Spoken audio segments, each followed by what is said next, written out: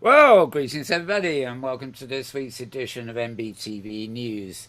Now, if you're looking at the sign behind me, of course, it's the Metaworld News. Pretty much the same thing. Hmm. But this studio I'm in today has only got the one version, so I better say it formally, Metaworld News. If it looks familiar, it's because we're in our our other studio over in Sansar, basically. The drawbacks here is that, well, you can see my lips moving, that's a good thing. And my avatar's not bad, but it doesn't look at all like my default avatar because I can't get that in here. So, win and lose. You recognise the voice, though, anyway. You will also recognise the person I've got sat next to me. It's none other than James Atlloud. Hello, James. Oh, hello, Mal. It's good to be here again. Peace and love, of course. I see Yep. the we miss these psychedelic t-shirts in open soon, don't we? Well, this would be the last one I wore the last time we were here months ago, so who knows? Yeah. Well, still looks good. We must Yeah. have been having a Woodstocky thing or something going on at the Yeah, time. yeah. I don't know. You know I love animation.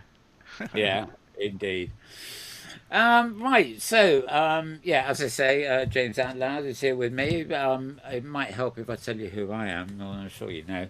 My name is Mal Burns. Mal is the first word, Burns is the second word. But the links that I'm going to be talking about, the news links for the week, appear on my Twitter stream, and my Twitter stream insists on squashing me, just like the rest of the interwebs. So you have to go to twitter.com/MALBURNS. Or if you're in Twitter already, just look for at Malburns, all one word. And you'll find the links there to the articles I mentioned.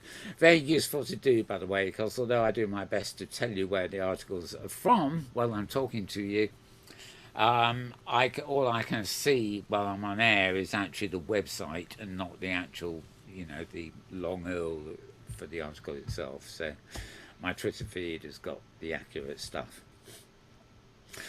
Right, these are going to be our headlines for the week ending something like that, 21st. That's That's it. right.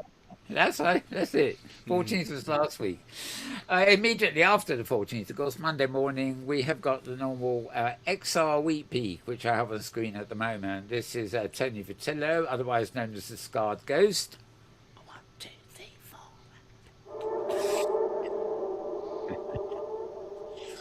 He's really on the ball every Monday. We're just a bit delayed there. I should have said cue the music, shouldn't I? Right. Okay. So this is his roundup of the previous week. So this was published on Monday, just after our show last week, and it covers that previous week. I say that, so going to scarghost.com, SKARREDGHOST.com. And even if you don't go there for to read this in detail, do go there tomorrow, for example, which is Monday, because as I said, we're on the 21st today. Oh, recording it then anyway, because undoubtedly there'll be an August 22nd version of this very title, XRP Week. So always a very good idea to check out Scar Ghost at the beginning of the week. And indeed, he has quite a few things normally most weeks as well. And I do know we've got some. I've got another link on this list coming up a bit later, which indeed goes to the same site there. So what did he have? I'm not going to go much into it. Basically, a roundup of SIGGRAPH with Nvidia and everything else, the other companies there. Um, uh, well, forget that. I mean, that Apple are doing something is we know, but we don't know exactly know what it's going to cost, and we certainly don't know what it looks like. I mean, that looks like a distorted Apple Watch blown up. But who knows? Who knows? People like to visualize things based on um, Apple's design style. Snapdragon, another reference design, and various stuff. Anyway, I'll let you look up that and look at it in due course. So go to scarghost.com for the weekly roundup there, and it's every Monday, so there'll be another one by tomorrow.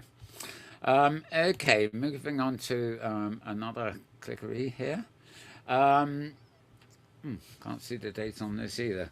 Okay, this is just a general article making sense of Metaverse Mania, sorry.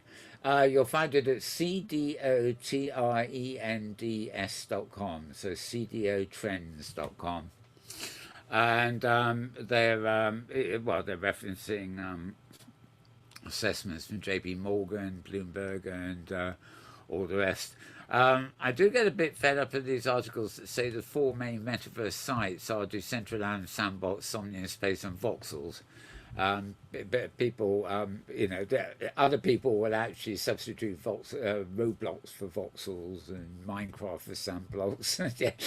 It's I don't think anybody really knows, but it's a bit of a shame because people don't reference, well, certainly don't reference Sansar here, which is fairly small and new, but they don't even reference OpenSim or even Second Life for that matter very much, even though they've been around a long while, and actually they have more actual users than most of these new platforms, including Somnium Space and Decentraland. I think it's only Roblox and but there are some of the new wave ones out there have captivated lots of people, but not many of them. And of course, they're all just pushing their blockchains and things like that, aren't they? And their NFTs, non-functionable trinkets. Yes. Anyway, this article endeavours to make sense of Metaverse Mania, they're calling it, and whatever. And I have... okay. Well, anyway, there's quite a lot to read there, as you can see. So if you're interested in these sort of articles that tend to be good roundups of the state of affairs at the moment. Now, I'm going to run down my list here, just because we started with Skull Ghost, but I might as well point to another link down here. Just recently, this is August the 20th, from Skull Ghost as well, and on a related matter, really. That's why I've jumped forward to it. The Gartner hype cycle, a very famous sort of thing that I remember when sort of Second Life in the early days was obsessed with the metaverse hype cycle.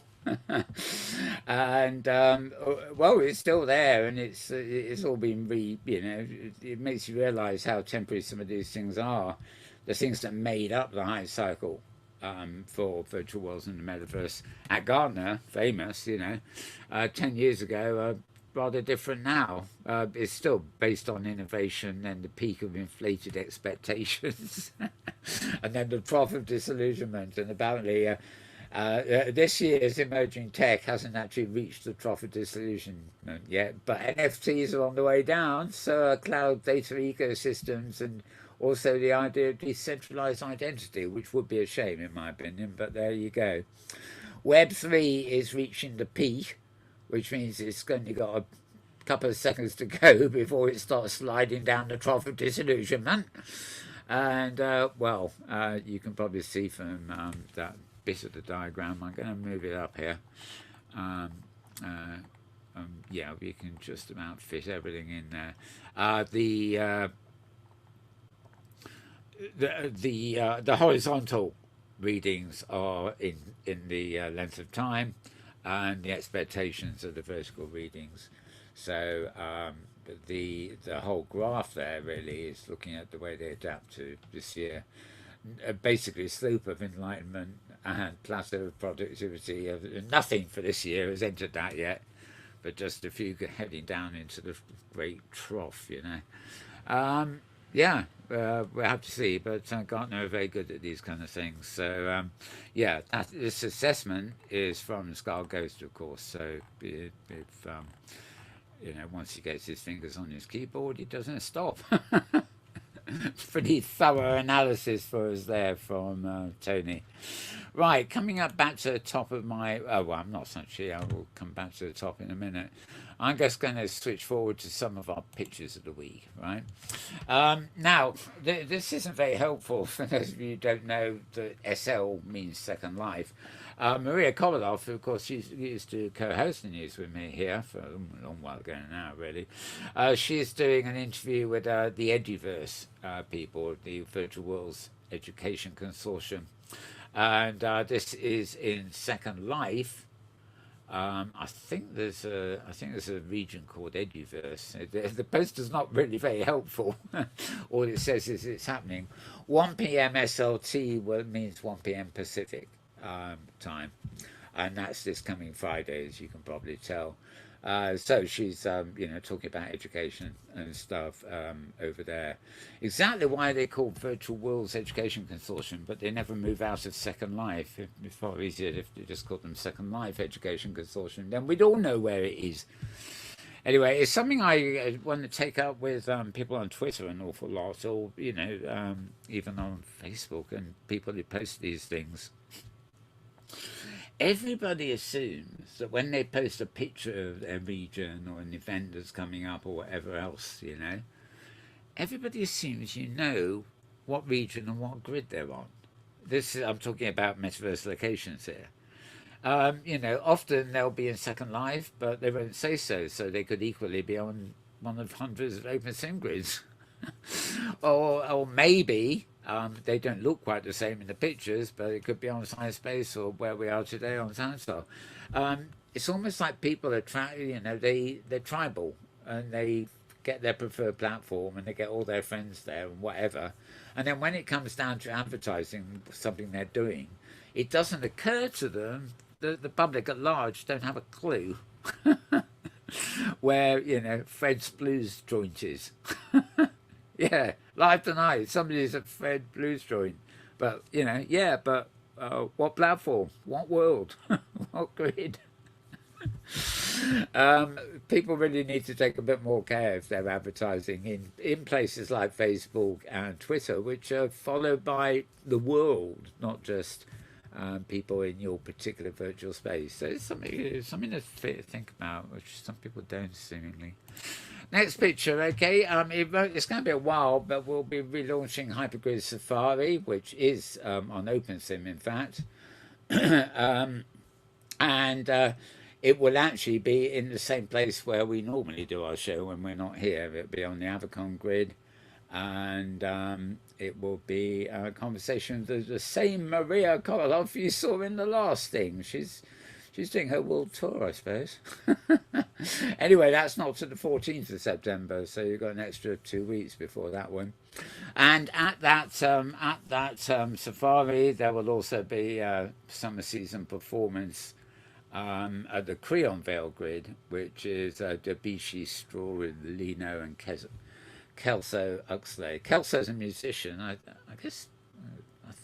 Maybe Debussy is too. I'm not sure. But anyway, so the second half moves from Avacon grid to the Creonville grid for a musical switcheroo. Okay, you might be. This is a joke, I'm afraid. I might as well tell you. It's not April Fools, I know. You might be thinking that these are the new Meta gloves from Suki's new fancy gloves. But if you look closely, they're actually. Oh God, what's the name again? People. Prosthetics? Prosthetics, that's it, yes. They're actually a prosthetic hand, you can actually tell by the connector there. But I mean, I saw this and, the little control thing at the side. I don't know, something, for the first few minutes, I thought, oh God, more haptic gloves. And then I realized, well, they are haptic gloves, but they're only haptic if you've got the skeleton that they screw into, kind of thing. So prosthetics rule, but maybe the two things will collide at some point. You'll have a prosthetic hand that's also got communication facilities in it to connect with your headset or virtual world or whatever. Moving on.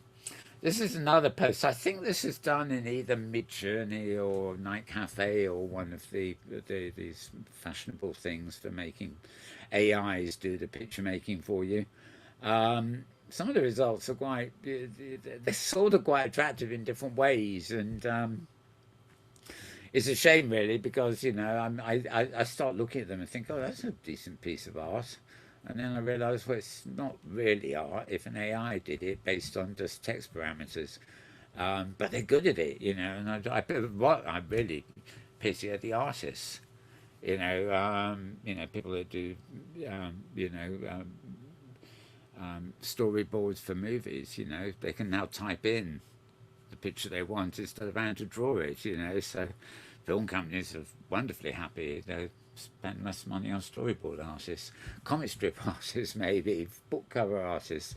As long as you just type something in and produce the image that's right, sort of it's a major economy, but that economy is not an economy to the individual artist. It's an economy that means less artists will get less work, in my opinion. But anyway, this one I kind of liked because they are glasses, but they're far too big for me to want to wear. They're blown out of all proportion in terms of width and everything else. But they are sort of glasses, and as as I don't know what the person typed in for this, I think they just put sort of future metaverse or something, and it came up with this. But it's a talking point, isn't it? And not an unattractive image. Our friend Evo Hinning here, where I mentioned last week that we the Metaverse Initiative people have a Discord main meeting every Wednesday, and Evo's always there, although she does a lot of other things too. So I thought that's quite a nice picture. It's actually rather pixelated, the picture, but I like the idea of the quote she's put up there. A lot of people do that, in fact. So, it's a recommendation anyway. Don't worry about getting paid or anything else like that. Just get your foot in the door. Hop along. Right, moving on. This picture, I don't know. There were a couple of posts recently about, I think they're all derived from the same research about sort of VR can be as wild for you as hallucinogenics and stuff like that. And I thought this picture, again, it's been authored in one of those like Cafe or Mid-Journey type programs. This is a lot more simpler, splashy sort of paint. In fact, that's actually the attraction of this one, I think. It does look like a crazy, out of control psychedelic mess, and it's only the fact these two figures are anchored in gaming chairs, as it were, that gives that sort of context. But I think it tells you, in an odd way, especially for an AI to have done it, it sort of does tell you a lot about. I think it's the sheer anarchy of a situation where they're posited there. It's definitely not possible in real life. They're in their chairs and they're in a world that just could not happen in the real world, even with the help of countless drugs. I suspect it wouldn't be quite like that, if you see what I mean. So another nice AI image. Okay. This is a picture just advertising the Metaverse Safety Week, where the world comes together to safeguard the metaverse.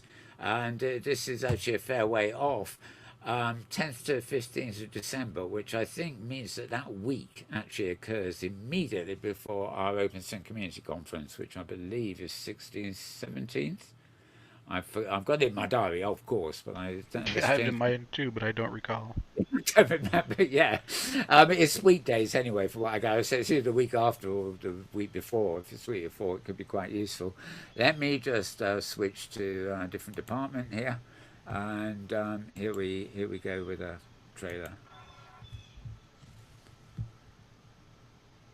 Oh, it should be. Oh, sorry. I see what's happened here.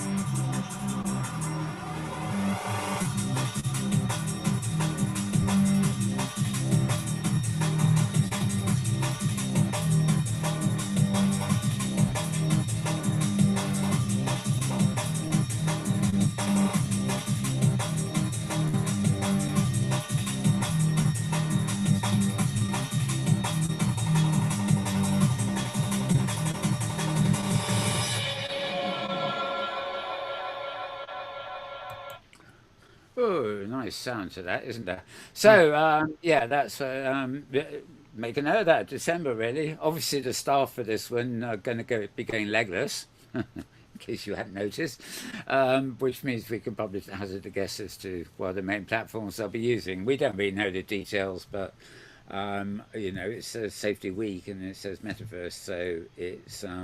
I don't think it will be confined to a Meta-owned platform, if you see what I mean. Presumably be all over the place, so this, if it isn't, it ought to be. Anyway, yeah, it's fine. I got another. This is just a nice clip while we're on the clips.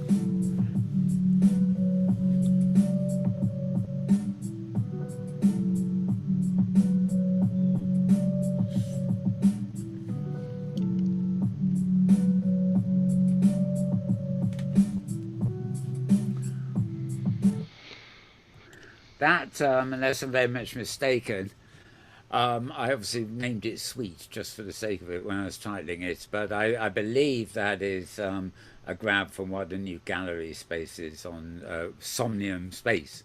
So of course, both bits have got space in it, haven't they? A platform called Somnium Space.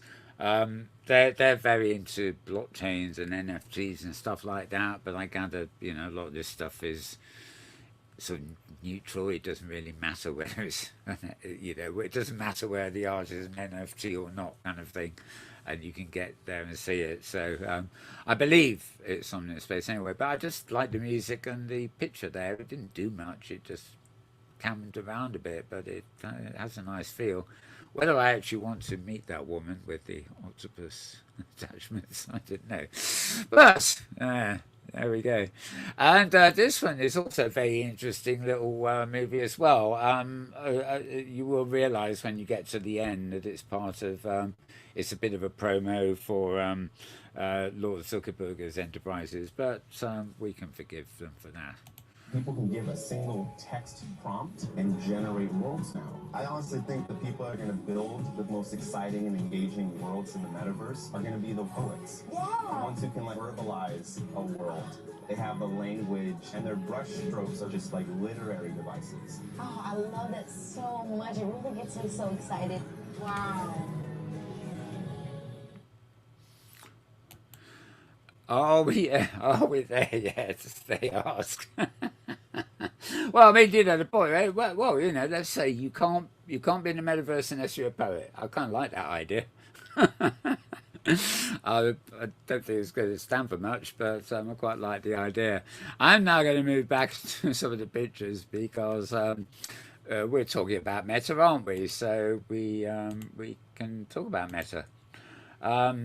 In fact, I'll do them all at once. So just get a quote from Neil Stephenson, who of course is now part of Lamina One, which is a virtual world sort of view. I think blockchain and that sort of stuff is coming into it, and it's not strictly based on his own work, but he was of course the person who invented the name metaverse way back in the early 90s with Snow Crash, his novel. But anyway, he described people are pieces of our software called avatars. They are the audio-visual bodies that people use to communicate with each other in the metaverse. Oh, it's good enough definition of avatars. I don't know whether that quote comes from his book or whether he's just come up with the quote because he liked it. He posted it somewhere this week. Right, where are we? Oh yeah, we've done that. Right, moving down, yeah, this is the week's disaster zone. Poor old Meta. Right, this was the headline for an article at Kotaku.com. So, Mark Zuckerberg responds to graphics backlash, promises metaverse won't be as depressing to look at. The backlash was about the look of his avatar, which needless to say is this one here.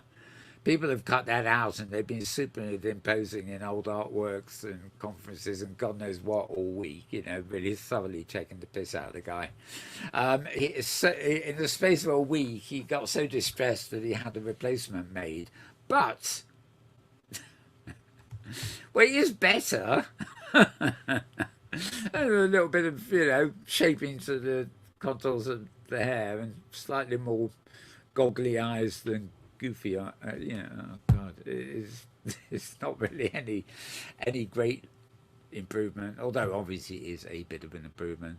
But of course, the fun didn't stop. Where it's a new version or whether it's the old version, people are doing some interesting things with it. Sort of, he is still considered to be the God Emperor of the Metaverse, is he not? And dressed up in the part with cohorts beside him. And it's still got the Eiffel Tower there to pose against, although he's got a bit of Big Ben down here too. In fact, it's quite a thing. I think this is it Civilizations or something, a game. But anyway, as you can see, God Emperor in situ there. And just another comparison, of course, the original with the Eiffel Tower and his new version. I don't know why I've got two there. I didn't need it. And then finally, I think this is the best one of the lot. This is actual real world conference that happened this week, and somebody studiously put Zuckerberg on every face in the audience, and it actually reminds me, it's the exact opposite of that classic picture when Oculus first came out, where Zuckerberg is going down an aisle, like Hitler, like standing there and going down the aisle, and everybody in the seats is in a headset. So they can't see him in real life, and he can't even see their faces because they've got his headsets on. And you just think, this arrogant little kid who's got the whole world of serious people stuck in his little headsets, looking like, what's happening, what's going on here? And of course, as they found out, not much at all of any serious interest. But here, of course, it's flipped the other way around. It's the audience is now all looks like a Zuki, and maybe they're watching a proper human being on stage, or a proper human being who didn't need to have much to say because he's just preaching to Zukis. Who knows? I don't know what I'm talking about, do I? I'm going down the rabbit hole here, so let's get back to where I should be. And okay, I think this is another Something in Space clip. Oh, it's Light Twist, sorry. Yeah.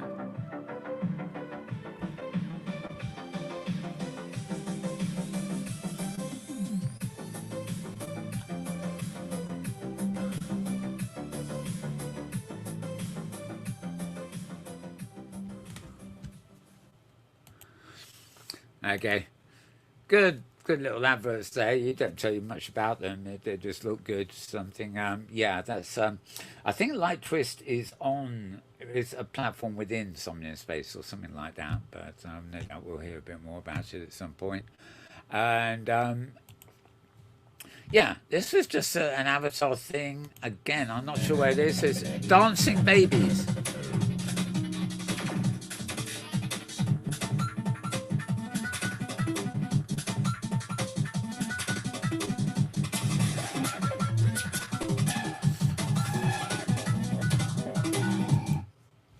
Somehow that would be appropriate, wouldn't it, if it is in one of Suki's worlds?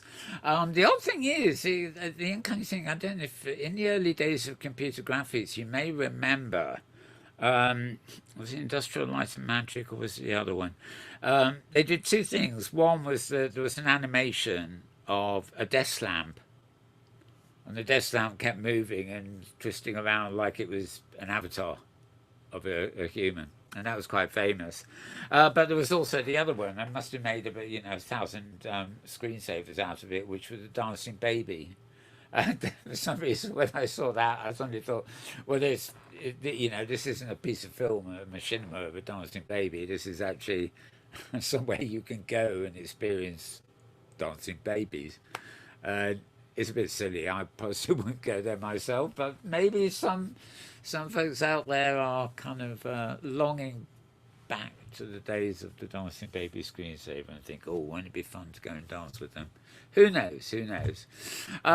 Right, so I did that one, didn't I? Right. Right. I'm going to show you this one. Right, now, this is 1 minute 40. It's a clip from a program on Euronews, a European news program. You can probably tell the compare here is a newscaster, I should say, is British, although it's strictly European, this. This is 1 minute 40. I'm gonna hold back to the end of the show, and I'm going to show you the full thing, which is about 8 minutes long. But I believe it's the end of the show, so you don't have to hang around if you don't really want to. But this is just a quick clip from the longer piece. The metaverse. Right now, it's all anyone can talk about, whether it's online or offline. And it may seem like a recent buzzword, but the idea has actually been around since 1992, first appearing in a sci-fi novel. It's hard to define exactly what the metaverse means, as the technology behind it is evolving to include many aspects of virtual reality. Put simply, it's an all-encompassing digital world that exists in parallel to the real world. But what's it like to walk around in the metaverse? Well, what better way to find out than to explore it ourselves? Let's speak to Arthur Sikoff, founder and CEO of Somnium Space, one of the earliest open source metaverse platforms in the market. Welcome to the exchange, Arthur. So tell us then, what's it like to live, work and play in the metaverse where you are? When you are in virtual reality, like I'm right now, I'm fully connected to the environment. I am here mentally and, let's say, physical mentally, right? Because my brain, my eyes, everything I see, I believe that I'm inside this space. So can you take us on a tour then of the space that you're in? Of course. So again, as I said, I'm in VR right now. So this is the city center. This is Somnium Plaza. This is our headquarter building. Very tall, very beautiful. But what you see around me is actually all user-generated content. That's what people build on their land parcels. That's what they create on their land parcel, and they use it for their own good. All right, there you go. So I'm going to show the 8 minutes or so that report later, because it goes into quite a load of other things too. It's not just something in space, needless to say. Right, finally, this is... I'm not quite sure where you get to. There's something rather familiar about the interface of this world, but I think it's a standalone world that you enter from a web page, and I couldn't really get any greater information about that. But what this is the architecture around it is in the Ukraine. I think it's actually Kiev. And then there's this sort of plaza in the middle, which has been done out virtually with, seats. And this is actually, it's a social support space for people in the Ukraine, basically. Obviously, it's virtual, so hopefully there's somewhere where the bombs aren't landing on them and they can go in virtually and get moral support and things from their colleagues. Anyway, let's have a look at it.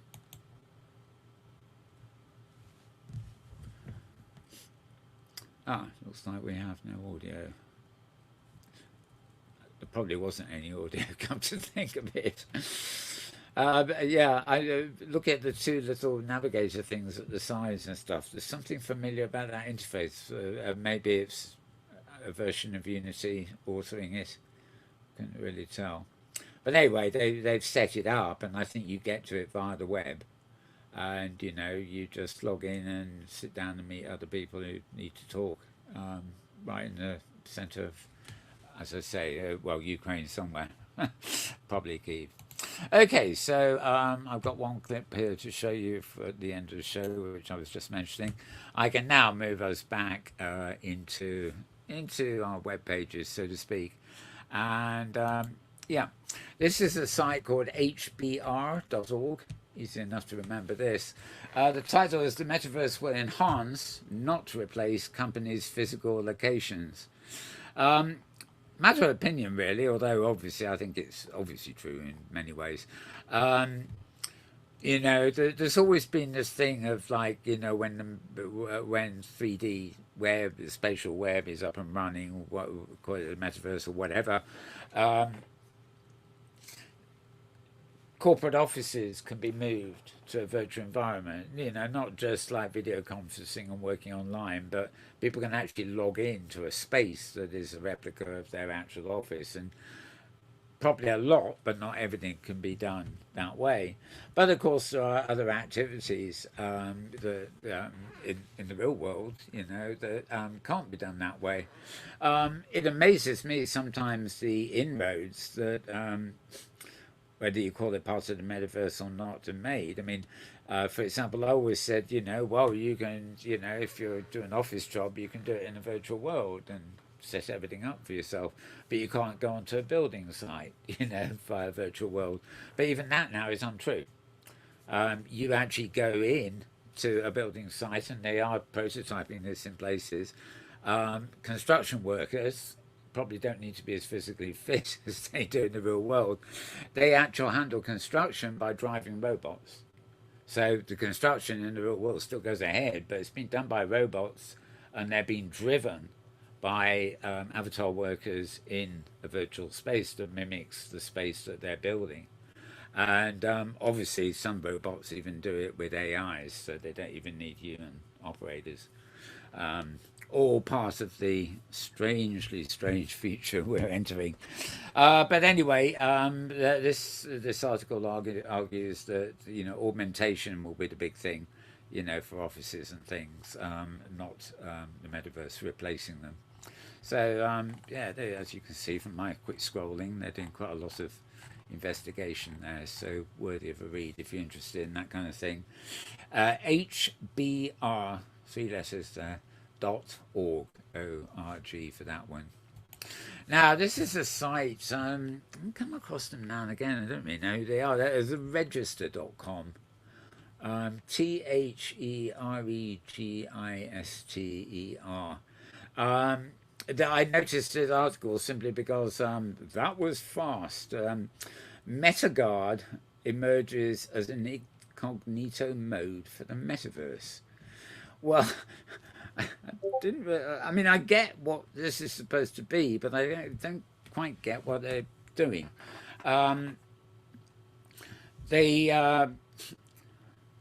They cite Meta to start off with, called the metaverse a Kyoritsu, God knows what that is, of interactive cartoon panoramas powered by commercial surveillance and payment persuasion.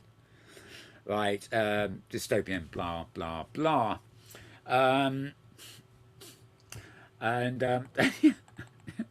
Poor Zuckerberg, really. This year they created a walled garden that's been described as eye-gougingly ugly and a computer game developed in 1997. Oh dear. Anyway, this thing, let's get down to it. We're at MetaGuard. Researchers have proposed a defense against yeah, I keep thinking this goes in dark arts, but no, it says dork arts. And it's called MetaGuard. At the moment it's in patent mode, but if you use a browser, especially instances of Chrome, for example, you have regular tabs, and then you have the ability to open tabs in what's called incognito mode, which basically says you're in a private page. In other words, the phishing things and the cookies and stuff don't work when you're in incognito mode, because they literally lift the web page and put a copy offline out of your cache and allow you to read it incognito. Sort of. Whereas if you're reading it on a normal tab, you're sort of live online and can be snooped upon. Well, their idea here seems to be that MetaGuard will be an incognito mode for virtual reality. But that's where it sort of stops in my mind, because worlds, platforms, they're more like games than they are like web pages. Now, sure, you can maybe have a web XR page and have that move into incognito mode, because it will be the same as your browser moving into an incognito mode. But as for standalone worlds and more complex technology, I don't really see how the three. It's not like just putting a page into an incognito mode. You might have to put a whole virtual planet into incognito mode. How could you have an incognito mode in something like Second Life or OpenSim, where you have the freedom to jump from place to place to place once you're in the initial instance? There's no way. You could download the whole of these virtual continents offline, to work on the incognito before switching back to the online version. It just doesn't click to me. Although the idea that somewhere someone wants to work on this kind of thing is interesting.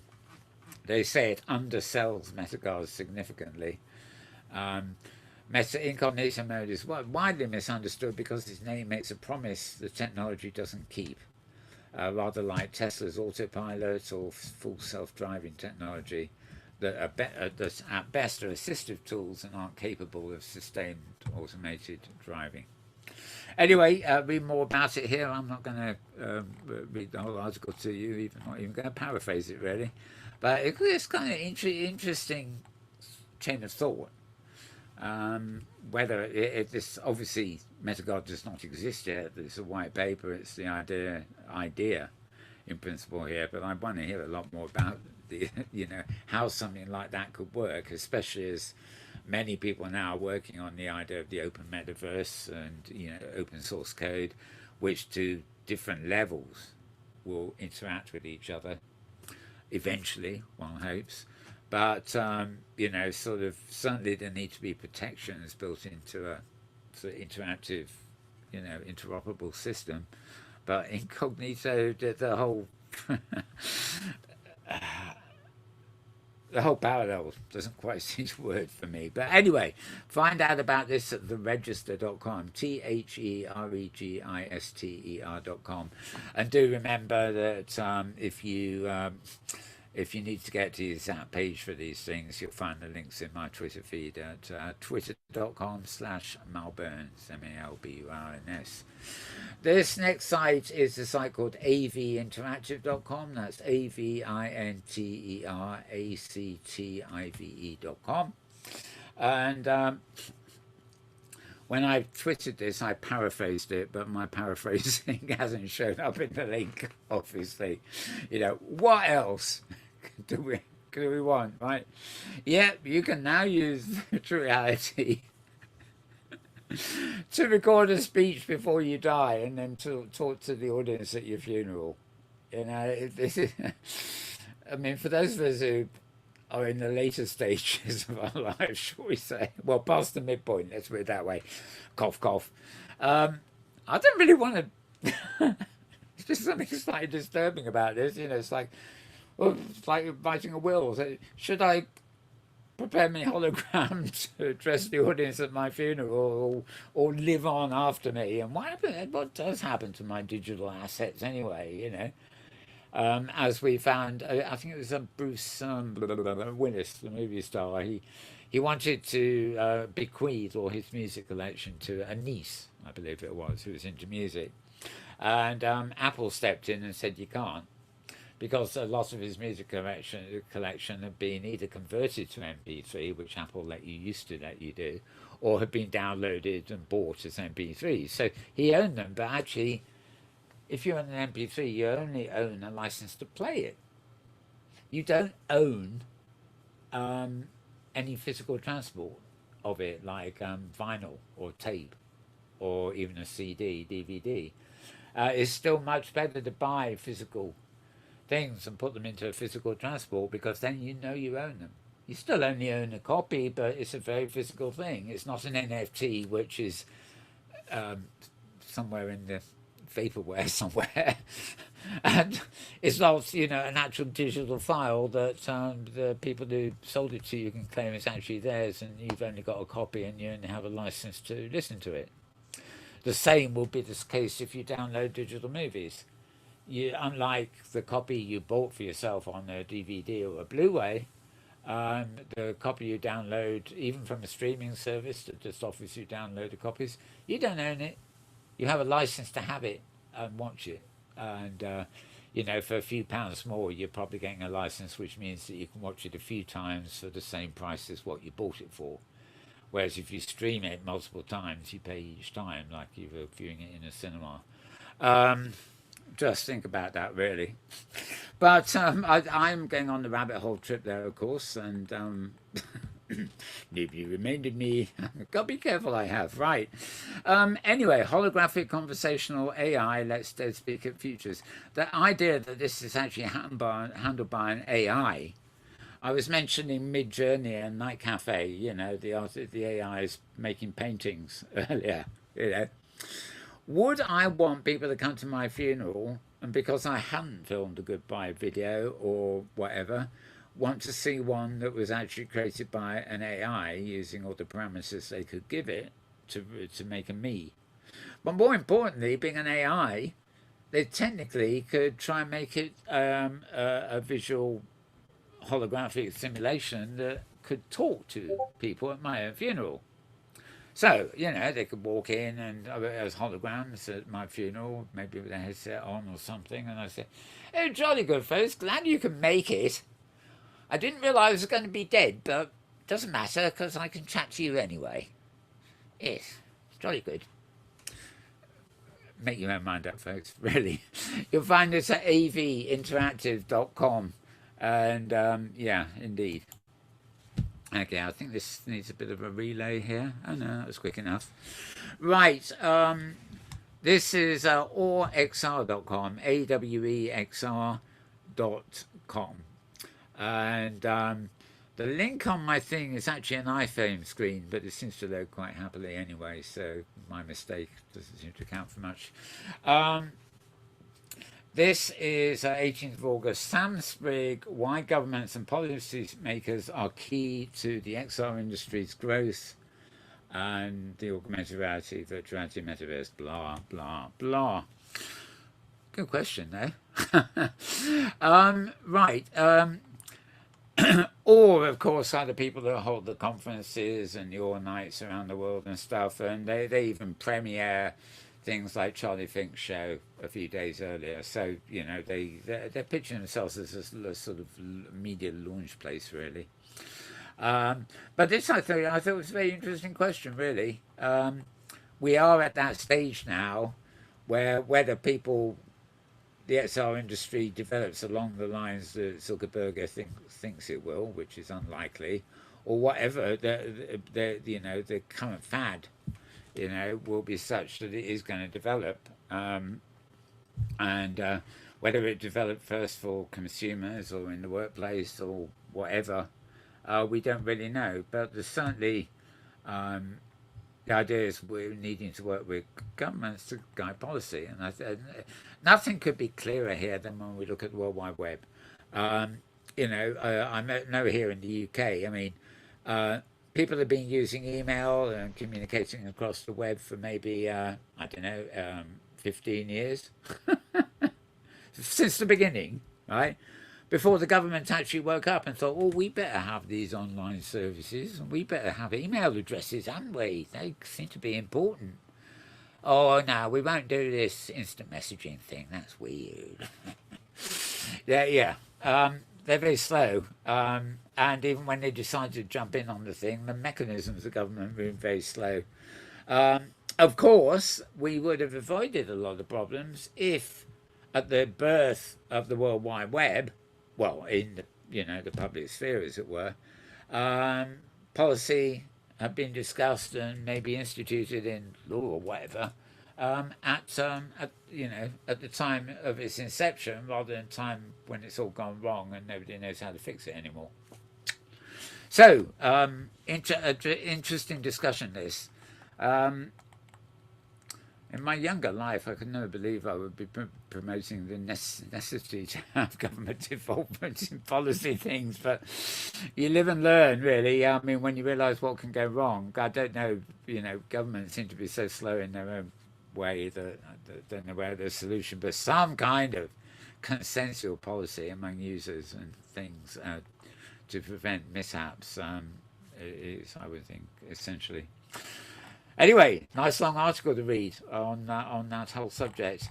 Did I? No, these are just more talks at the bottom. Yeah, so basically it's an interesting discussion and a few quotes further down actually, but I think somewhere there is planned to be a all-type broadcast, a panel discussion on this very subject. Right, moving down.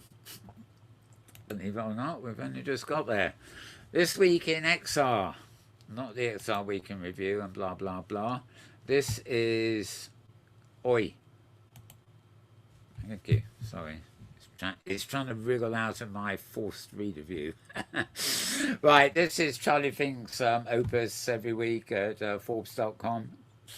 Roundup of various stuff. You know, who would have thought that the highlight news of the week these days is that frigging Avatar? You know, that it should listen. If you hadn't bothered, you know, that would be one less disaster for the week. You know, they come every day for there. Anyway, this is I haven't come across this anywhere else. Modulate is another AI thing, and they've raised $30 million to bring order to the chaos of what they say is video games rather than metaverse. Thank goodness. ToxMod is a proactive voice moderation tool which uses machine learning models to differentiate not just what each player is saying, but how they're saying it, including emotions, volume, prosody, and more. So imagine you're here in Sansar and Modulate's artificial intelligence is running in the background, and I told James that he's making a mistake fiddling with his knob. Sorry, James. Good timing on that alert sound too. Bling. Yes, that might, if you see what I mean, be misinterpreted by the AI as being rude when I'm talking about the knob that he, you know, changed my camera angles. Of course I am. So it's this surveillance thing again, you know, and referencing the previous article about policy, you know, these things could be very, very good. But they can't be algorithms that Zuckerberg likes, where they just get everything wrong because they're too simplistic, you know. There's another story going around, which I believe is true, about a week ago, although I never covered it, and that is that Facebook, and this is Facebook, this some company of Meta, they developed, they tested a sort of AI sort of question and answer kind of thing. And they asked it what it predicted for the future of the metaverse. And if you think that Avatar's bad, wait for this one. It basically left no place for Zuckerberg in its predictions. You know, this is like building a mirror. So you can look at yourself in the mirror, but you get something wrong with the manufacturing of the silver oxide or something, and you end up with a mirror distortion like you get in the fairground. That's not what I want. But anyway, you know, only Facebook could just hand out a few £1 billion to get an AI question and answer system that gave him all the wrong answers. Well, they're probably the right answers, but they weren't what he wanted to hear. That is the humour in the situation. So, you know, nobody seems to think his vision's going anywhere anymore. Anyway, UCS Film School, Immersive Storytelling Lab, and various other things there. It's quite a short roundup there actually to be this week for Charlie Fink. Anyway, there it is. You'll find it at Forbes.com, Forbes.com. There's actually quite a lot of articles during the week, most weeks, on metaverse technology and related sort of things. It's not just Charlie Fink's thing. But you know, they're just sort of side articles really, but Charlie's thing is a weekly roundup. Moving on to, this is a site called analyticsinsight.net, and I think we went there fairly recently for something else. ANALYTICSINT.net. Good job, actually. Yeah. Good about the lesser spelling, isn't it? Right. Virtual reality, metaverse with Dr. Yassam. Well, I don't know. This guy's talking about market trends with the metaverse and stuff. And he considers the metaverse covering and improving several avenues in business and education. He's adamant about the technology. A virtual open space enhancing physical and digital reality, blah, blah, blah. A lot of in theory we know, but the difference here is the perspective where it's coming from, really. Um, Dr. Yassim himself can only be described as an optimistic visionary, constantly striving to improve our world globally. And this, of course, includes fascinating initiatives of the modern day, the metaverse, blah, blah, blah. There's some of the text here reads a bit oddly. I've got a feeling it might not be native English and has been tidied up afterwards. Anyway, quite an interesting article in general, so nothing crucial, but worthy of having. Moving on, this page is musicradar.com, musicradar.com. And gigging in the metaverse. Actually, it looks more like a trance crowd here, doesn't it? Actually, they're definitely having fun there. The poses are all right. They look half real, don't they? I don't know where this comes from. It can't possibly be meta. Where are we? Yeah, music. Music Radar. So it's 4 days ago, jointly written by a team here. Computer Music, Future Music, and E-Musician are actually, I think, separate magazines that are owned by the Future Publishing Company. I presume that could well be what it's for. Anyway, the site you need, I mentioned it already, didn't I? musicradar.com, musicradar.com. The age of the metaverse is upon us. Thousands of music fans are already foregoing usual random ticket grab, costly travel, and welcome space invasion, pushing and shoving and bad joke barking, food, toilets to attend gigs in an altogether more civilized virtual form. And the numbers are massive. I think some of these are massive numbers, but the articles like that give the illusion that it was a spectacular, experience with massive numbers of people. What they very rarely give you is first-person viewpoints of it, but from the point of view of anybody who knows anything about what's happening. Somebody who sees a link to follow up to go to, Ariana Grande on Rift in Fortnite here.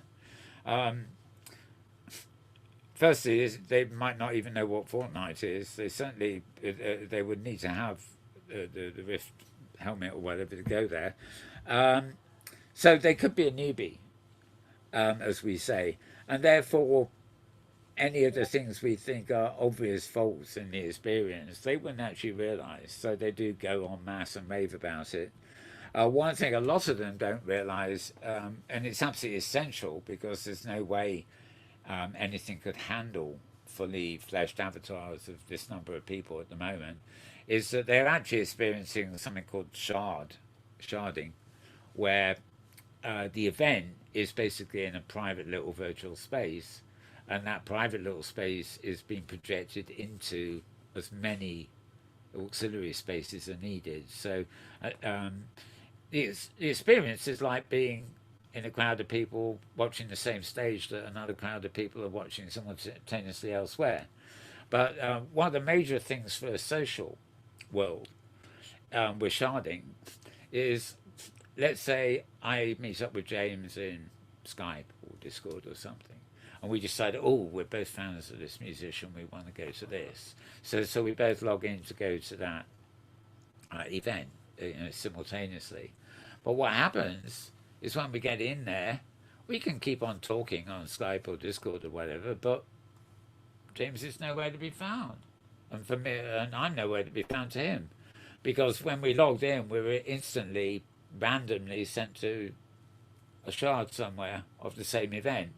And of course, you can only see and talk to the people in the immediate vicinity if indeed they've got talking switched on. You can't talk across a vast number of shards.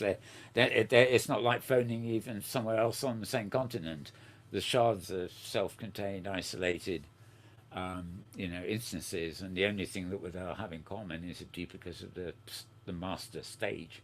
Anyway, I'm rambling again, but I've yet to find one of these music events that really suits me. I mean, there've been a couple of music festivals in this place we are now, Sansar, at the beginning of COVID period, and they were good. You know, but again, you know, sort of they got to the point where you know, the bulk of avatars was things were slowing down, and a lot of it was optical illusion, where you were actually watching a film, but that had been green screened, and it was actually in a virtual environment mixed with a regular filming. Um, High fidelity, Philip Hostel's high fidelity when it was going, did manage to achieve put on the festival with an awful lot of avatars. I forget how many it was, but it really was a lot, and it didn't involve sharding, and it wasn't actually that laggy. But I mean, again, the voice was a bit of a nightmare because you really, if you go to a real world concert, a gig, you know, and it's loud, you just don't talk. You listen to the music. Nobody can hear you if you talked anyway. The temptation to go to one online where you can talk at the same time is, in a sense, it's a bonus, but in a sense, it takes a lot away from, you know, the just absorption of the media. Anyway, I'm not going to go on about that, or I'm going to be um, pulled out of the rabbit hole, screaming and shouting, won't I be? Well, if anybody notices. Right, I'm Who'd moving you on. ask? We? Right, moving on, moving on, moving on. ArtNet, oh God, come on, just this doesn't want to move to reading mode. Okay, I follow a lot of news on various topics to do with the arts, music, and whatever, you know, aside from the virtual world stuff. But I get constant free, you know, feed from this site ArtNet, and it's a totally separate thing. Sometimes I cross post from to Facebook and things from here. But I was astonished during the week to see this article saying join ArtNet for a week of performance art, poetry readings, and events in Decentraland in Metaverse Art Week. Now, do we really want to choose Decentraland for this? It's like Somnium Space. There is something about Somnium Space and Decentraland that the guys who run those two platforms are so unavoidable. You know, I think a lot of people are talked into doing their experimental virtual events on one of those two platforms without fully understanding what they're doing. They've been talked into it by the platform operators. But we will see. We will see. Potentially, both Somnium Space and Decentraland, and in this case it is Decentraland, have the potential to put on, you know, major events. That's their information centre in Decentraland, if you can sort of see the picture in the middle there. ArtNet goes back to 1989, by the way. It's been at the forefront of critical conversations about art and technology, and now they're inviting you to explore the metaverse with them to experience art in a totally new way. In a nod to the idea of happenings, now this is funny, a term first coined by artist Alan Capro in 1959. Now, I thought we invented happenings in the 60s. So I'm confused now. I thought it should be 67 was the first happening, wasn't it? It's a happening. That was Diana Ross, wasn't it? That wasn't what most people thought was happening. Never mind, never mind, never mind. Birth and multimedia was then too, I suppose. So anyway, they're giving you a little bit of history there. And several of the decentralized art week events will take place in the Poetry Garden as well. And anyway, there's a whole lot about it here. And Wednesday, August the 24th, this is coming Wednesday. This is the agenda. They're Eastern Standard Times, which isn't too bad, really. That makes them a lot earlier in Europe than they would if it was Pacific. Yeah, so it's a mixture of art and poetry, really. And as you can see, there's quite a lot going on here. So worthy of a look if you want to see something different. They may even give you an excuse to go into Decentraland because, you know, you'll be able to spend quite a bit of time at this, no doubt, and should be enjoyable, you know. Rather than some things in Decentraland, you go and it's all over in 30 minutes, and it took you 30 minutes to find the venue in the first place. You know, this is obviously a much longer event during the day, so that could be interesting. So you'll find this at news.artnet.com, so news ARTNET.com. And of course via my Twitter feed if you can't find the page in particular. Right, where are we? Oh yes, we're getting down there now. News from Artnet, gigging in the metaverse. Oh, music radar. Hang on, where am I? I've lost my place. Okay, we've done gigging in the metaverse, haven't we? Okay. Glimpses into some interesting innovations surrounding the metaverse, right? This is a site called martechseries.com, martechseries.com. And, well, it's what it says. It's stuff right to go. Glimpses into some interesting innovations that, surrounding the metaverse. So sometimes the metaverse will be responsible for an innovation, others are innovations that are coming along, possibly to use in the so-called metaverse. I'm not sure about this one. The metaverse is the future everyone is now looking forward to. Well, I'm still optimistic.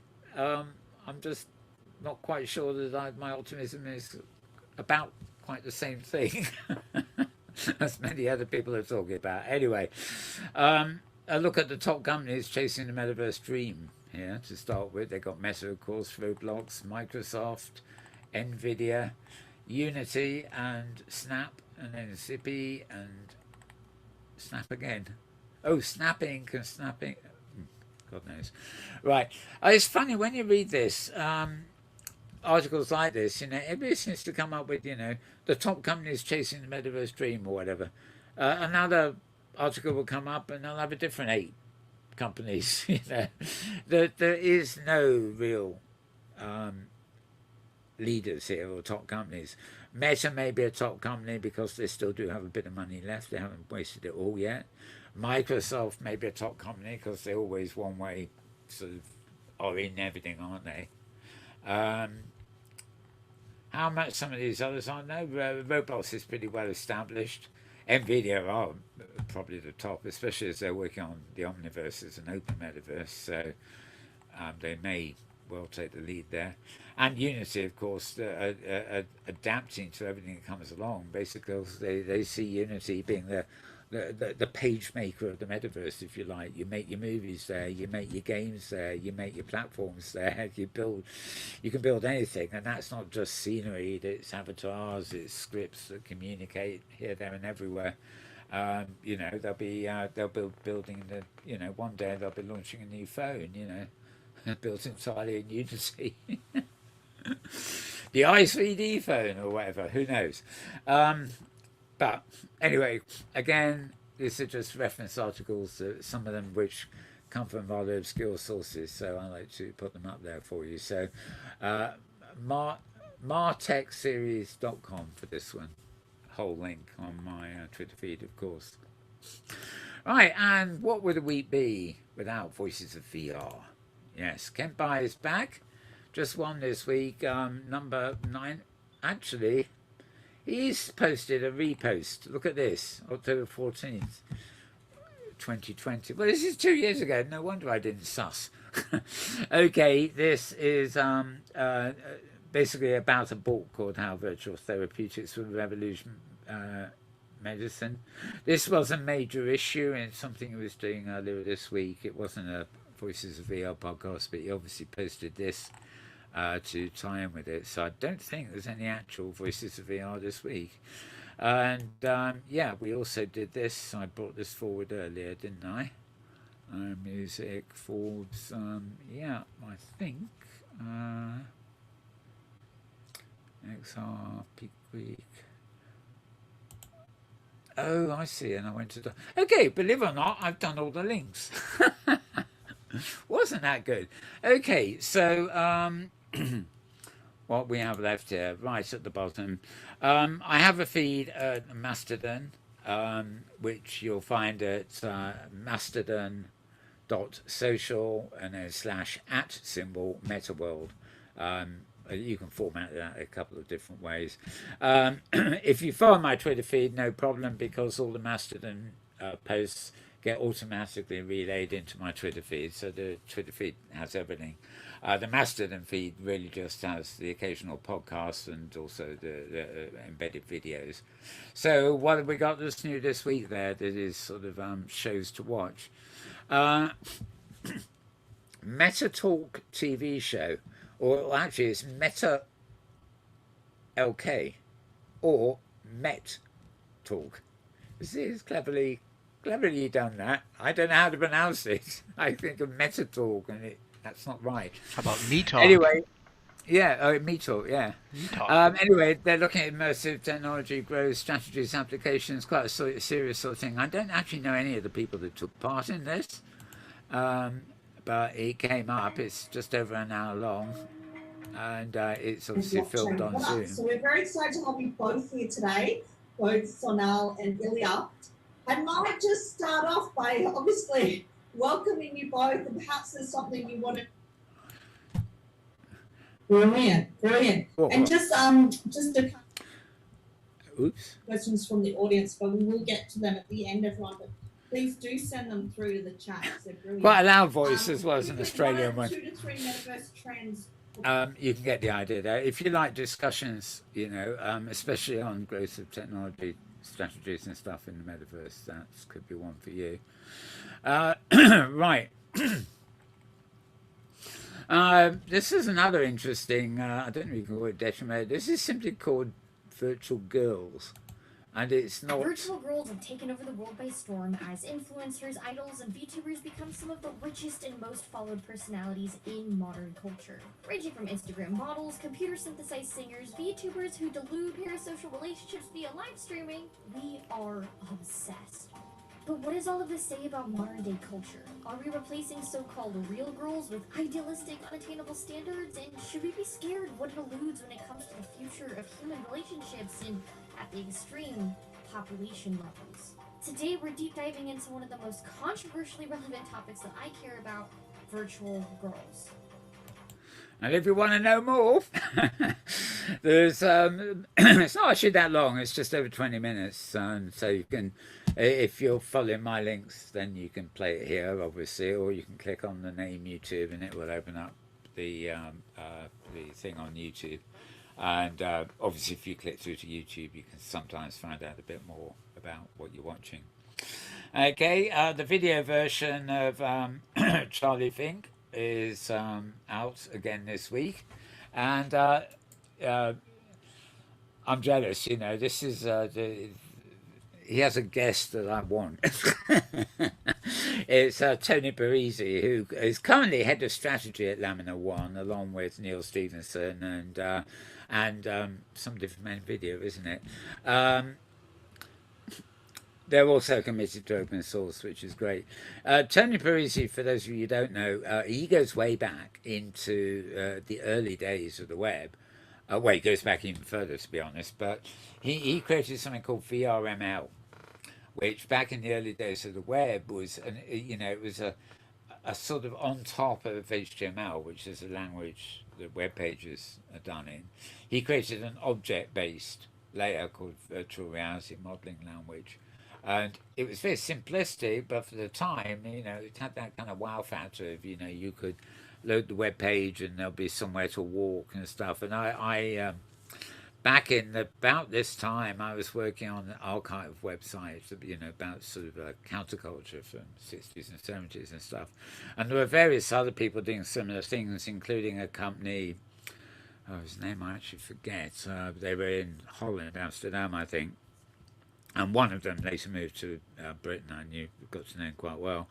And I think Tony was involved slightly with that, but certainly they were using VRML because what they had were lots of web pages, which were just archives of old media and stuff like that. But then they would have,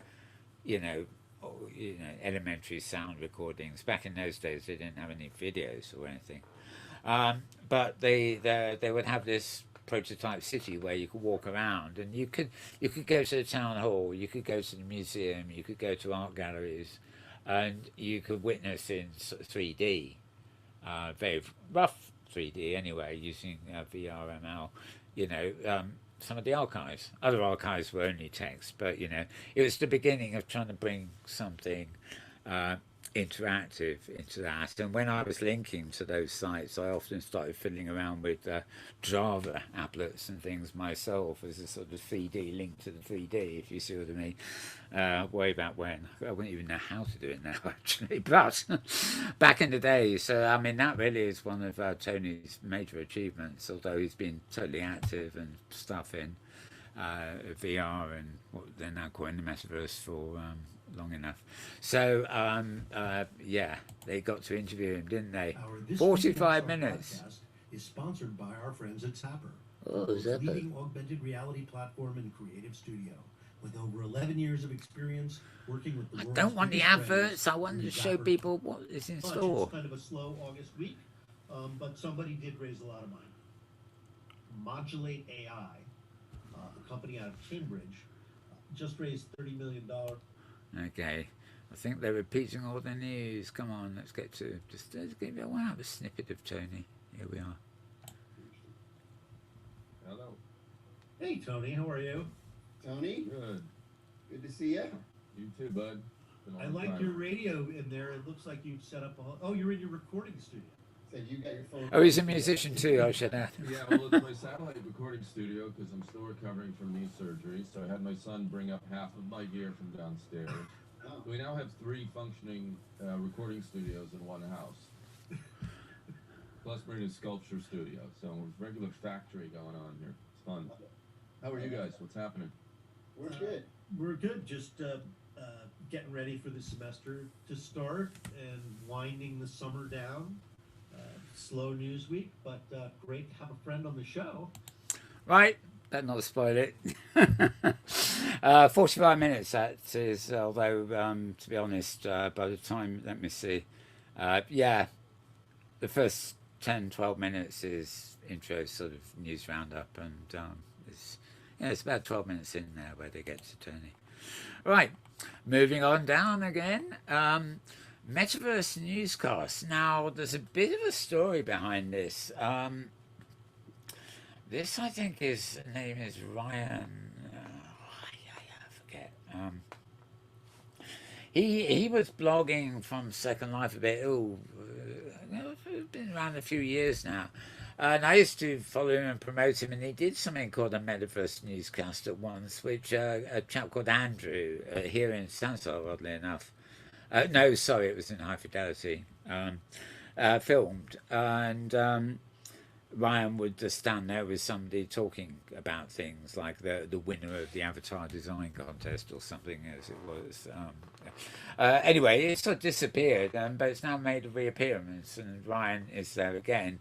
It's not Andrew who's filming it with him this time, and this, I think, is in... I think it's in Neos VR. They've filmed this, but it's sort of different. Basically, his interview this time is with the creators of Metamovie, Jason Moore and Chris McBride. Chris McBride being known for Alien Rescue, apparently. But I'll just give you a feel of it here.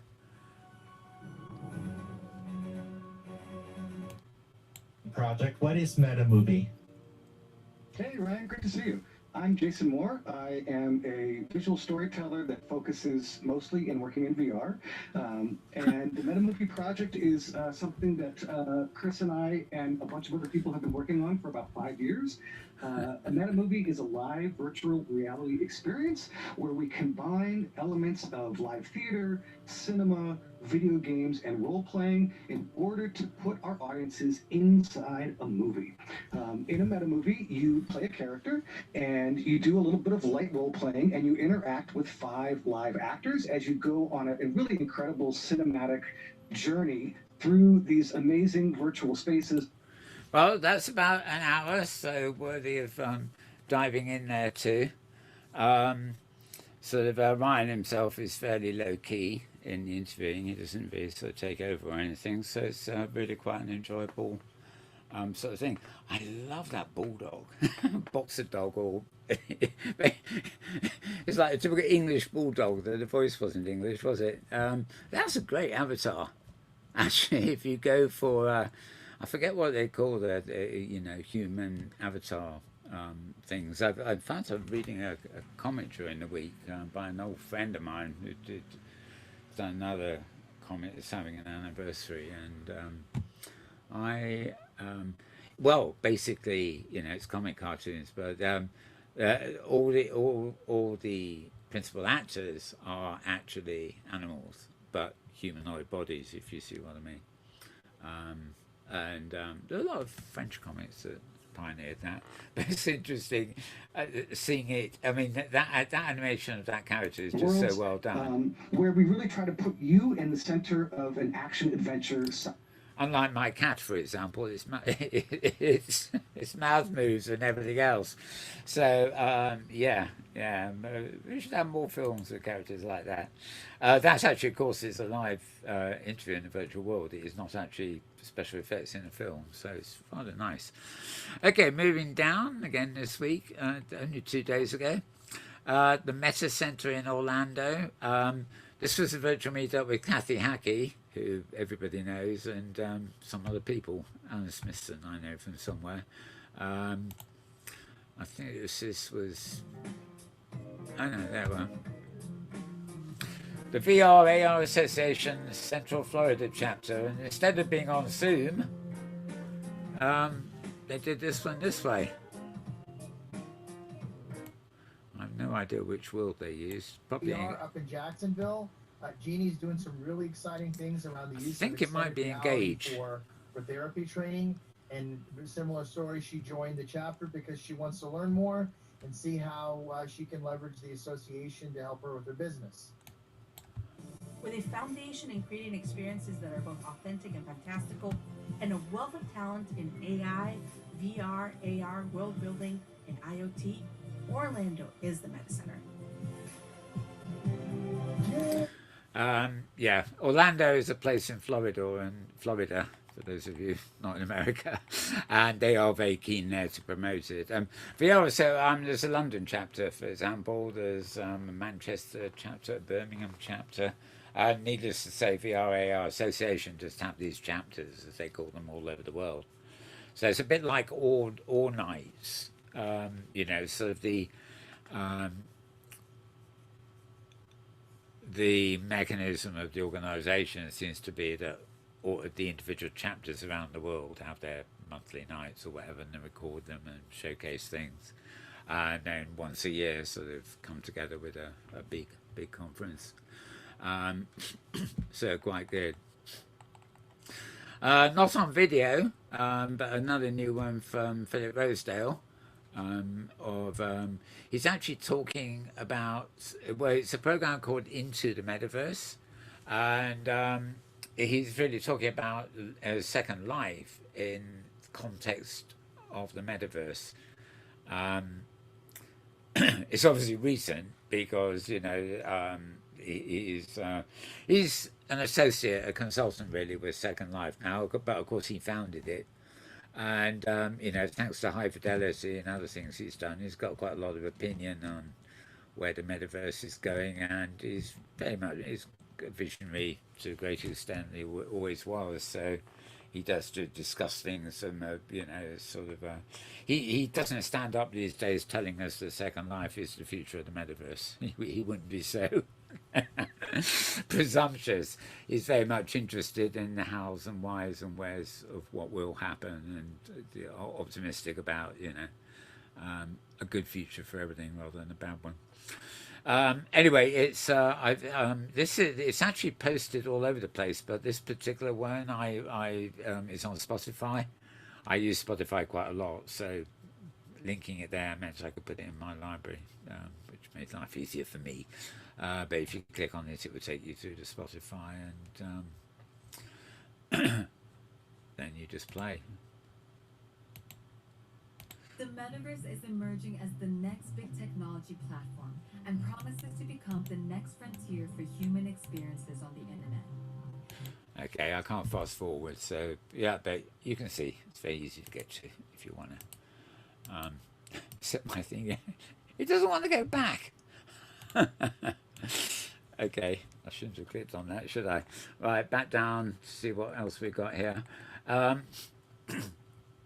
beginning of the week, music in the metaverse, building the metaverse, music in the metaverse with somebody called Lucas Wilson.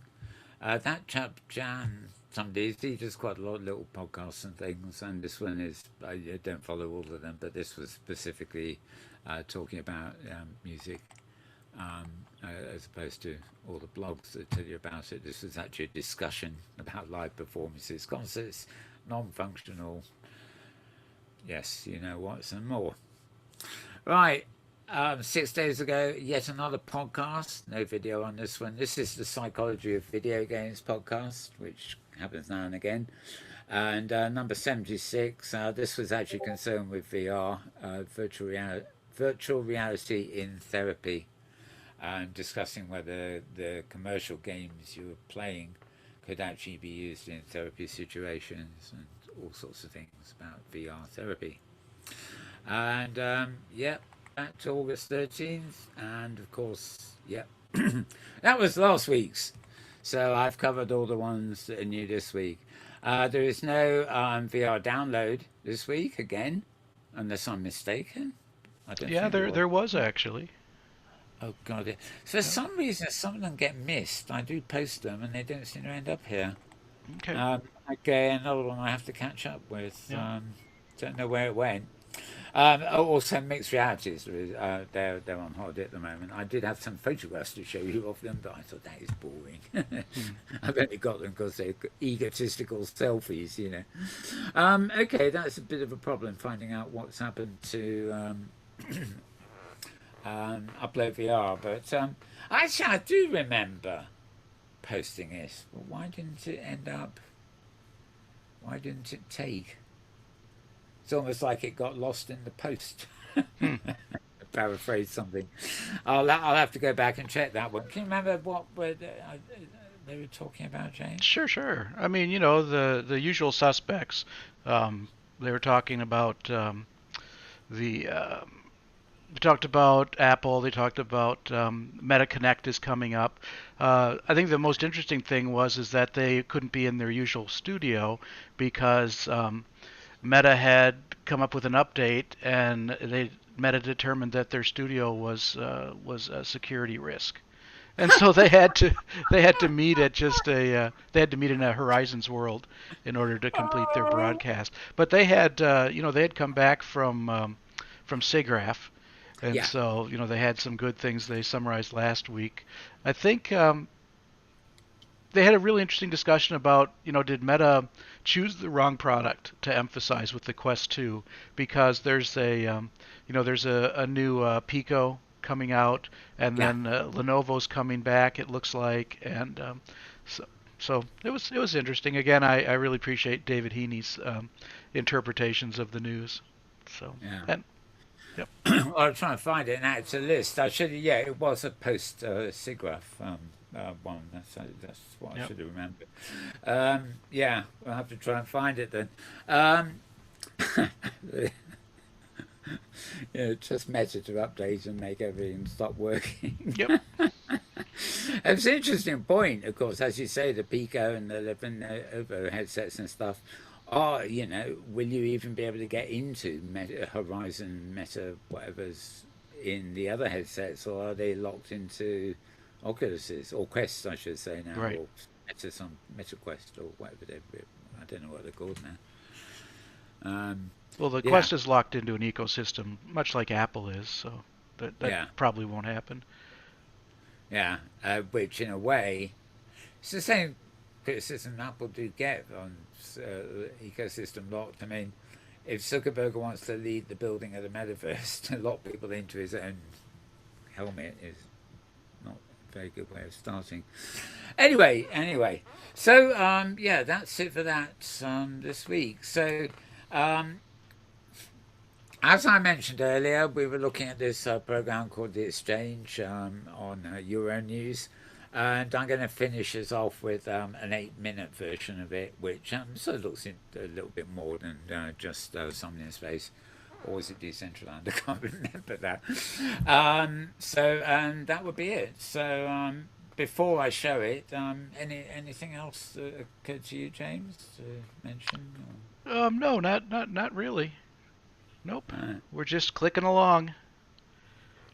Clicking away. Clicking Indeed we are. along to the future. Yep. So I'm looking at my TikTok clock in the corner, and it looks like we're still under 90 minutes by a hair. Just crossed 1 hour 30 minutes. We have we? Yep. Okay, well I think we can do another 8 minutes before we finish. If you saw the clip earlier from Euronews, if it's not your thing, then turn off now. If you're interested in the other bits that were part of it, then carry on watching, and we will be back to say goodbye. Okay. Eventually, after this.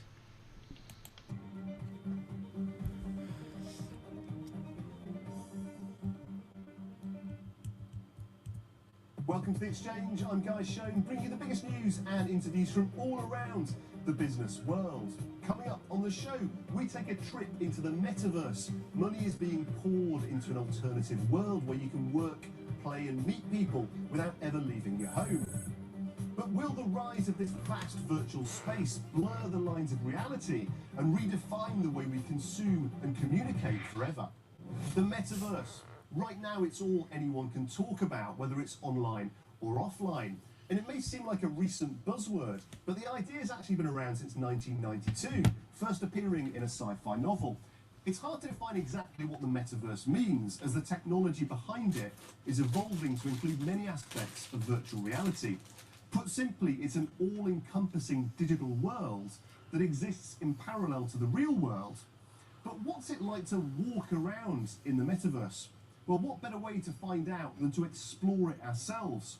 Let's speak to Arthur Sikoff, founder and CEO of Somnium Space, one of the earliest open source metaverse platforms in the market. Welcome to The Exchange, Arthur. So tell us then, what's it like to live, work and play in the metaverse where you are? When you are in virtual reality, like I am right now, I'm fully connected to the environment. I am here mentally and, let's say, physical-mentally, right? Because my brain, my eyes, everything I see, I believe that I'm inside this space. So can you take us on a tour then of the space that you're in? Of course. So again, as I said, I'm in VR right now. So this is the city center. This is Somnium Plaza. This is our headquarter building. Very tall, very beautiful. But what you see around me is actually all user-generated content. That's what people build on their land parcels. That's what they create on their land parcels, and they use it for their own good. Wow, what a tour. Thanks, Arthur, for giving us a sneak peek into the Somnium Space metaverse. Well, Somnium Space may have been one of the pioneer metaverse platforms, but it's seen many rivals joining the race in recent times. Facebook rebranded itself into Meta, showing its commitment to making the metaverse a big part of its business strategy. But the likes of Microsoft, Alphabet, Roblox and Nvidia have also invested heavily into VR. Well, the metaverse economy offers the potential of a wide range of revenue streams, with some estimates predicting it could become an $800 billion market in just 2 years. And that could contribute $3 trillion to the global economy in the next decade. It's not all fun and games in the metaverse. The vast world of virtual reality can also offer companies opportunities to find solutions online to apply to the real world. And these solutions are what consulting firm PwC is hoping to create through their newest tech lab in the Middle East. Well, we sent our reporter Laila Hamaira to the PwC MTech lab here in Doha to find out what it's all about. Yes, Guy. Robotics, artificial intelligence, virtual reality, and more. It's right here in this room that PwC's tech experts come up with innovative ways to solve problems. These MTech labs are equipped with tools that can transcend the physical world without losing the human connection. Let's see what that looks like. There's little that can't be done in the metaverse. Business meetings, large-scale collaborations, key presentations, and in this case, media interviews. Stephen Anderson heads PwC's Strategy and Markets team in the Middle East.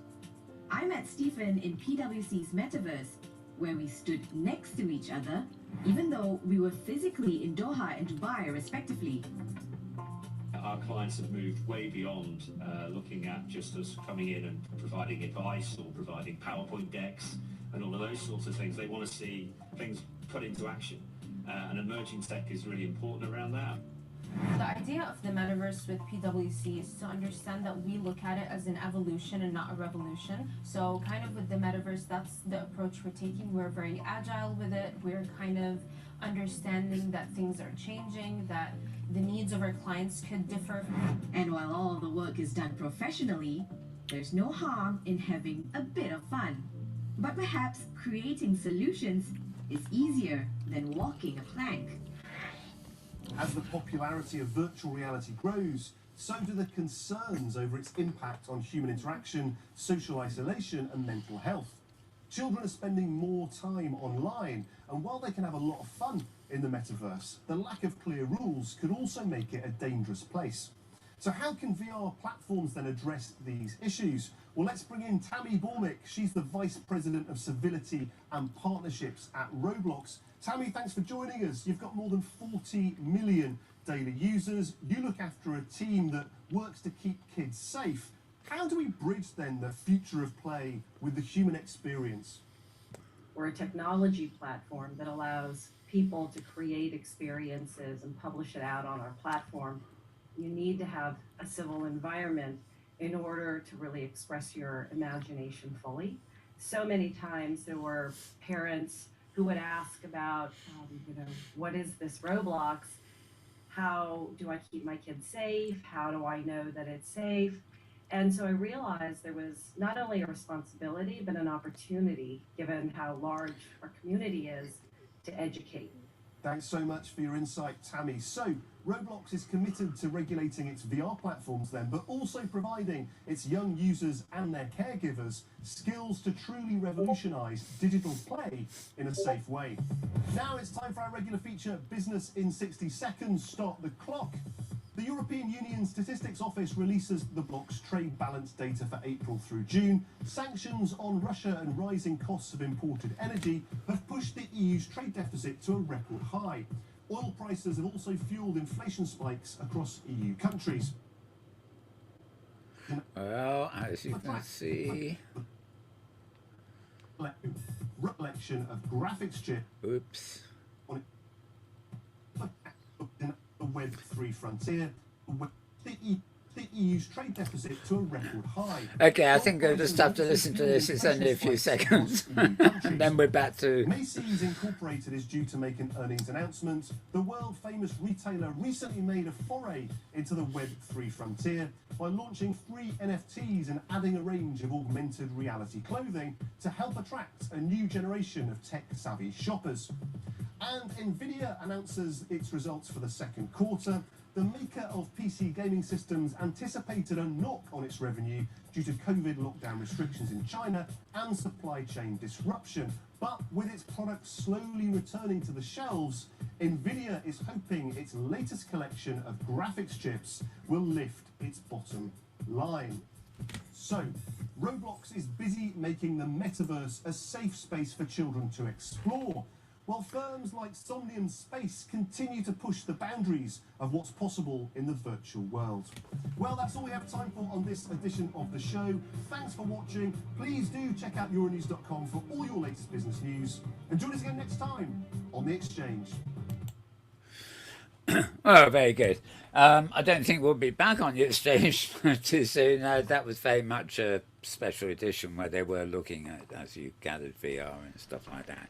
They don't do that every week. Bit of a shame, because that was quite a nice, compact sort of. It included quite a lot of little things in an 8-minute report. And some inaccuracies, but I guess that's to be expected. Wow, that's mainstream media. What did you notice? Oh, the first platform in open source VR. Yeah, decentralized, wasn't it? Yeah. Oh well, makes for a nice advert. Yeah, well, yeah, he's fooling himself afterwards, his name. Yeah. And that platform is not fun to visit, to be honest, but because you can't, once you get to where you're meant to be going, some of the bills are quite good, but you can never find them. Right, okay, so we'll leave you with that. That's it for this week, as we say. All right. And yeah, I'm just trying to.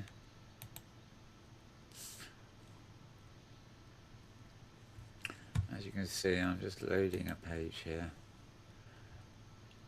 I think, yeah, I obviously did miss something, right?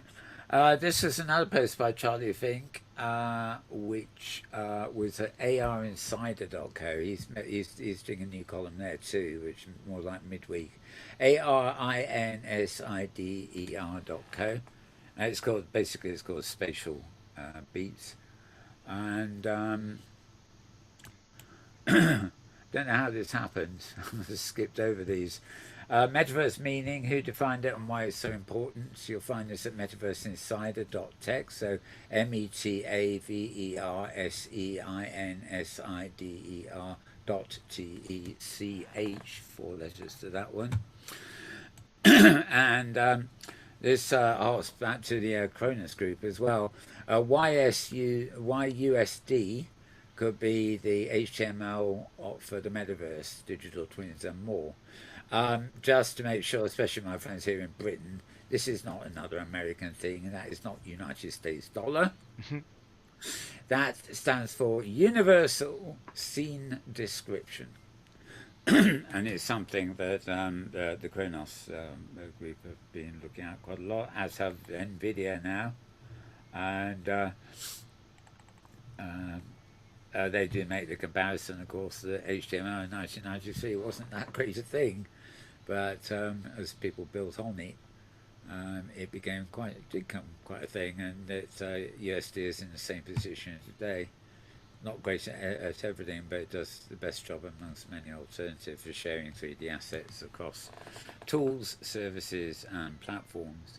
And Epic Games, incidentally, this is another link, but it's one I haven't got here.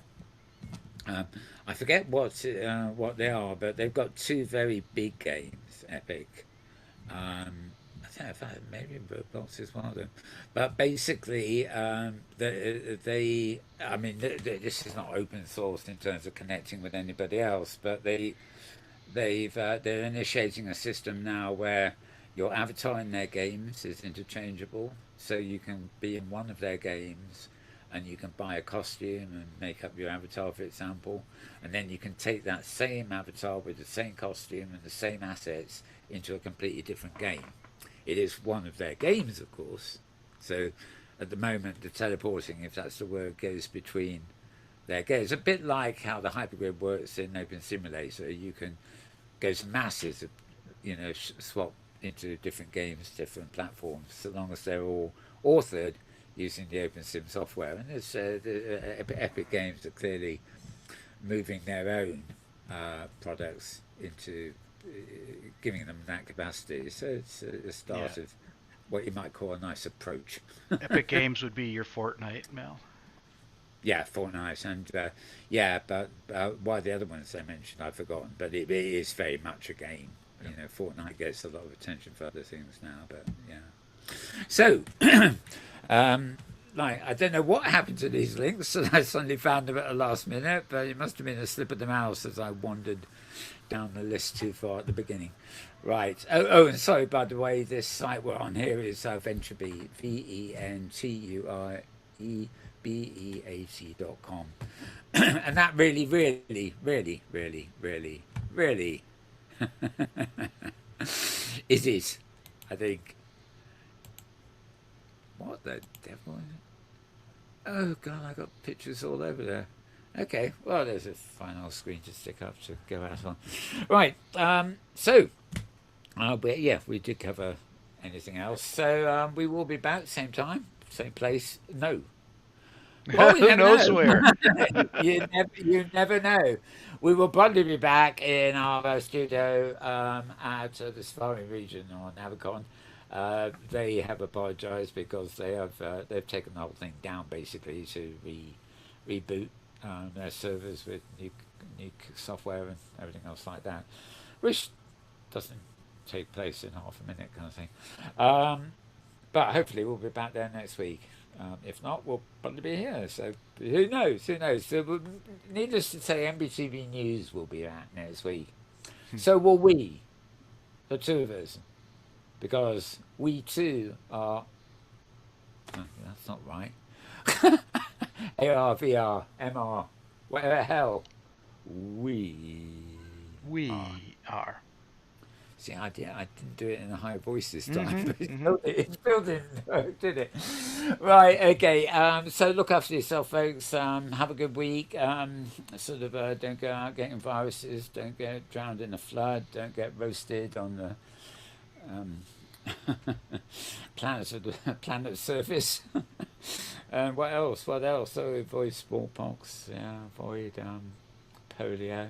Avoid COVID. And the new COVID, and you know, get the idea. So stay safe. And the point I'm making is, it may not be officially locked down, but there's nothing better than staying indoors, going online, and being in virtual space with your mates. That's the real message here, not the causes, but the result. That's a bit more optimistic, isn't it, for a change? Right. And also a reminder that the metaverse has the power to overcome disability. Yes, my little unexpected slide there, which is also a variation on the same message, really, because many disabled people can't get out even if they want to, but they've always got the metaverse. Right, so it's goodbye from both of us, and we will see you next week. Bye for now. Here's a wrap. Clap, clap, clap. What can you say?